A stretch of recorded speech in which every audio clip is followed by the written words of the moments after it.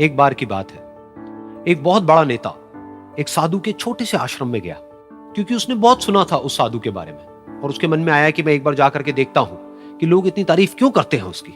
तो जब वो उस आश्रम में गया तो वहां पर एक छोटा सा कमरा था जहां पर एक कालीन बिछा हुआ था।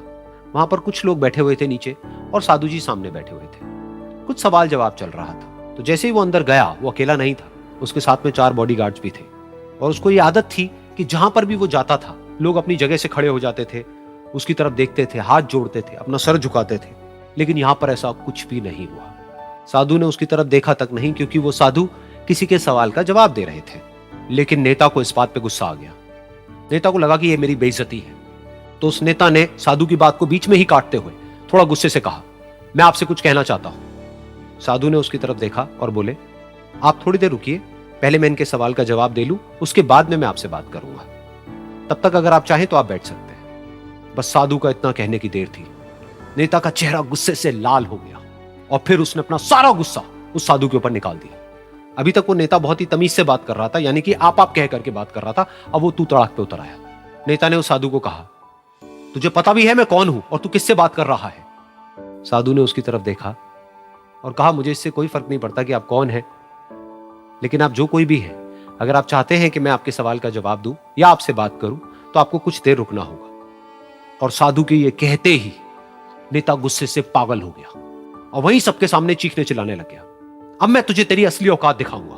तूने मुझसे पंगा लेकर के ठीक नहीं किया है। तुझे पता भी है मैं तेरे बारे में क्या सोचता हूं। साधु ने फिर से उसकी तरफ देखा और बड़े ही प्रेम से कहा कि मुझे इससे कोई फर्क नहीं पड़ता है कि आप मेरे बारे में क्या सोचते हैं। आप जो चाहे वो मेरे बारे में सोच सकते हैं। फिर उस नेता ने बोला कि तू चाहे सुनना चाहता है या नहीं, लेकिन मैं तुझे बताऊंगा यही सबके सामने कि मैं तेरे बारे में क्या सोचता हूं। तू एक बहुत ही घटिया इंसान है। तू कोई साधु नहीं है, तू एक ढोंगी है, पाखंडी है, और यहां पर जितने भी लोग बैठे हैं उन सबको बेवकूफ बना रहा है। तेरा बस एक ही मकसद है कि इन लोगों की जेब में जितना भी पैसा है वो सब तेरे पास में आ जाए। तू अपने फायदे के लिए इन लोगों का इस्तेमाल कर रहा है और अब मैं तुझे नहीं छोड़ने वाला। तेरा पर्दाफाश करके रहूंगा पूरी दुनिया के सामने। लेकिन उसके इतना बोलने के बाद भी उस साधु के चेहरे पर हल्की सी मुस्कान बनी ही रही। ये देखकर वो और तिल मिला गया और उसने कहा, अब बहुत हुआ, अब मैं यहां 1 मिनट भी नहीं रुकने वाला। लेकिन अभी भी तेरे पास में मौका है। अगर मुझसे माफी मांगनी है या मुझसे कुछ कहना है तो कह सकता है। इतना सब होने के बाद भी साधु बिल्कुल शांत था और उनके चेहरे पर एक मुस्कान थी। उन्होंने अपनी आंखें बंद कर ली। फिर साधु ने अपनी आंखें खोली, हाथ जोड़े और कहा कि मुझे आपसे कोई गिला शिकवा नहीं है। मेरे मन में आपके लिए कोई भी गलत ख्याल नहीं है। जो भी आपने मेरे बारे में कहा वो आपकी अपनी सोच थी, तो मुझे आप में कोई भी बुराई नजर नहीं आती है। मुझे आप एक बहुत ही भले इंसान लगते हैं। और साधु के इतना कहते ही नेताजी का दिमाग 7वें आसमान पर पहुंच गया। उनके चेहरे पर एक अजीब सी खुशी थी, क्योंकि उस साधु ने वो ही कहा जो बाकी सब लोग उस नेता को कहते हैं।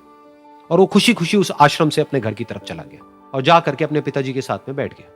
उसके पिताजी की आंखें बंद थी और वो ध्यान में थे। पूरी जिंदगी उन्होंने सिर्फ लोगों की सेवा करी और बदले में कुछ भी एक्सपेक्ट नहीं किया।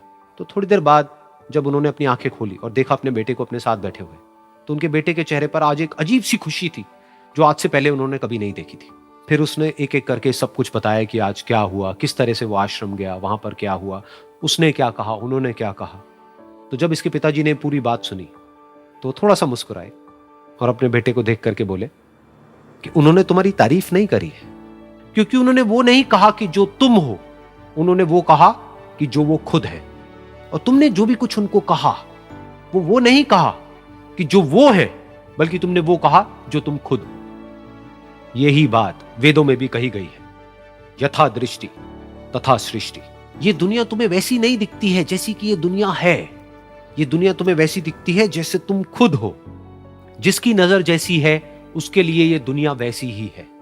तो अगर तुम अपनी दुनिया को बदलना चाहते हो तो उसका सिर्फ एक तरीका है, अपनी नजर को बदलो।